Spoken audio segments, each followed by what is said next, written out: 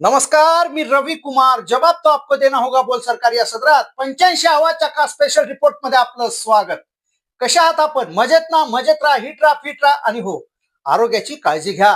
चला तर मग विषयाकडे वळूया. या अगोदर आपल्याला विनंती आहे, तुम्हाला जर का बातमी आवडली तर बातमीला जास्तीत जास्त लोकांकडे शेअर करा आणि जास्तीत जास्त लाईक करा. आणि हो, तुम्हाला काय वाटतं या बातमीबाबत तर बातमीबाबत कमेंट करायला विसरू नका. राजकारणामध्ये जर आणि तरला काही अर्थ नसतो. राजकीय डावपेच आखले जात असताना सध्याची राजकीय वस्तुस्थिती नेमकं काय आहे हे पाहूनच राजकीय सोंगटी पुढे केल्या जातात. अजित पवार गटातील नेत्यांमध्ये सध्या जी काही मिलीभगत सुरू आहे ते बघता याची पाळेमुळे 2019च्या राजकीय भूकंपाशी जोडली जाऊ लागली आहेत.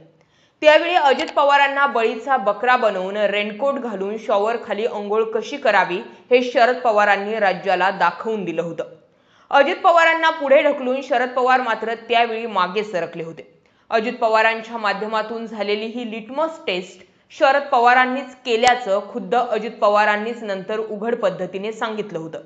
आताही ज्या पटेल आणि तटकरेंची शरद पवारांनी इतक्या वर्षांनंतर ज्यांनी साथ सोडून अजित पवारांसोबत नवीन राजकीय चूल मांडली आहे त्यांच्याबद्दल शरद पवारांना इतका पुळका का बरं आलाय असा प्रश्न विचारला जातोय.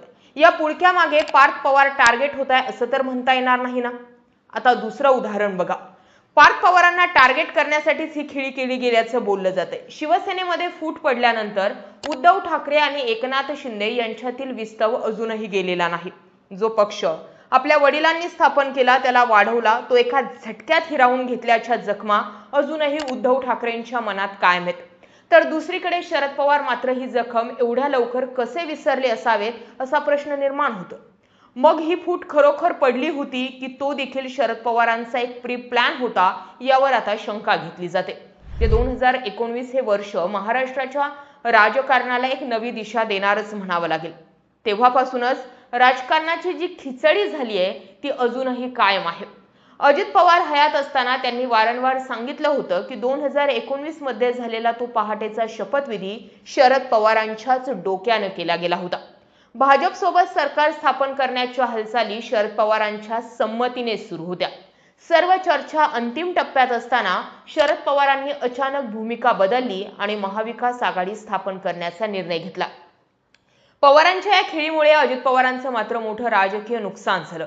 हे नुकसान नैतिकतेच्या दृष्टीनं होतं. भाजप सोबत गेलेल्या अजित पवारांना एकटं सोडून शरद पवारांनी आपली राजकीय भूमिका बदलली. यामुळे अजित पवारांचं तोंड घशी पडणं आणि त्यांच्या पहाटेच्या शपथविधी राज्यामध्ये चर्चेत येणं या दोन्ही गोष्टींचा टायमिंग होता. तेव्हापासूनच अजित पवारांवर विश्वासघाताचा शिक्का बळजबरी मारण्यात आला. शरद पवारांनी अजित पवारांवर हा प्रयोग करून एक प्रकारे एका दगडात दोन पक्षी मारले होते. एकतर शरद पवारांना पहिल्यापासूनच अजित पवारांना राजकारणात कधीही मोठं होऊ द्यायचं नव्हतं आणि या खेळीमुळे अजित पवारांची विश्वासार्हता कमी तर झालीच, शिवाय राष्ट्रवादीची भाजप सोबत युती झाल्यास त्याचे काय परिणाम होऊ शकतात याचा राजकीय अंदाज पवारांना घ्यायचा असावा अशा चर्चा. नंतर शरद पवारांनी महाविकास आघाडीची स्थापना करून राज्यात एक नवीन समीकरण जन्माला घालत उद्धव ठाकरेंना मुख्यमंत्री केलं. खरं तेथूनच शिवसेनेचं राजकीय अधपतन सुरू झालं होतं. त्यानंतर पुन्हा राजकीय भूकंप होऊन शिवसेनेमध्ये बंड झालं. शिवसेना गट आणि भाजपची सत्ता आली. त्यानंतर अजित पवार, प्रफुल्ल पटेल आणि सुनील तटकरे भाजप आणि शिंदे गटासोबत सत्तेत सामील झाले. महाविकास आघाडीचं अस्तित्वच धोक्यात आलं. तेव्हापासून हा शरद पवारांचाच गेम प्लॅन असल्याच्या चर्चा राजकीय वर्तुळामध्ये सुरू झाल्या. राष्ट्रवादीच्या नेत्यांवर असलेल्या केंद्रीय तपास यंत्रणांच्या दबावापासून पक्षाला वाचवण्यासाठी शरद पवारांनीच एका गटाला सत्तेत पाठवलं असा कयास लावला जातो. एक गट सत्तेत आणि एक गट विरोधात ठेवून पवारांनी कोणत्याही परिस्थितीत पक्ष आणि नेते सुरक्षित राहतील अशी खेळी खेळल्याचं बोललं गेलं.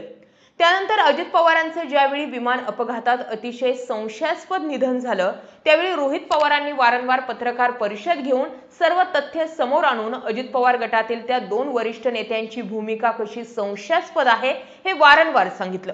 अपघाताच्या आदल्या दिवशी अजित पवारांना कशा पद्धतीने एका फाईलवर सही करण्यासाठी थांबवण्यात आलं त्याच कारण बारामतीला जाण्याचं नियोजन कसं बदलून विमानाचा वापर करण्यात आला, अशा असंख्य संशयास्पद प्रश्नांची उत्तरं अजूनही यायची बाकी असताना आता ज्यावेळी पटेल आणि तटकरे यांचं अजित पवार गटातलं अस्तित्व धोक्यात आलंय, तेव्हा त्यांचं शरद पवारांनी जाहीर कौतुक करणं संभ्रमात टाकणार आहे. दुसरीकडे सुप्रिया सुळेही एक प्रकारे पटेल आणि तटकरेंचं समर्थन करताना दिसतात. राष्ट्रवादी एकत्र असताना पटेल आणि तटकरे यांचं नाव वगळण्याची कुणाची हिंमत झाली असती का, असं विधान करून त्यांनी एक प्रकारे सुनेत्रा पवार यांना कोंडीत पकडण्याचा प्रयत्न केला. जसं दादांना पक्षात असताना चेकमेट केलं गेले, तसं आता पार्थ पवारांबाबतही घडतंय का? कारण शरद पवारांचे हे कौतुक अनेक शंकांना वाव निर्माण करणार आहे. राष्ट्रवादीच्या दोन्ही गटांमध्ये पडद्यामागे सर्वांचे संबंध सलोख्याचे आहेत आणि पक्ष फुटलेला नसून केवळ रणनीतीचा भाग म्हणून वेगळा झाला आहे का, अशी चर्चा आता राजकीय वर्तुळात आहे. भविष्यात राजकीय परिस्थिती बदलल्यास सर्वांनी एकत्र येण्याचे दरवाजे शरद पवारांनी कौतुकाच्या या माध्यमातून उघडे ठेवले असल्याचंही बोललं जातंय.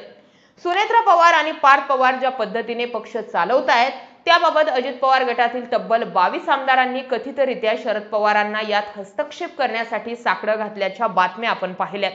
आता अजित पवार गटातील हे आमदार नेमकं शरद पवारांच्या आश्रयाला येत असतील, तर आमदारांसह पदाधिकाऱ्यांमध्ये हा थेट संदेश गेलाय की पक्षामध्ये सुनेत्रा पवार जरी वरिष्ठ असल्या तरी खरी सूत्र हे आता सिल्व्हर ओक वरूनच हलवली जातात.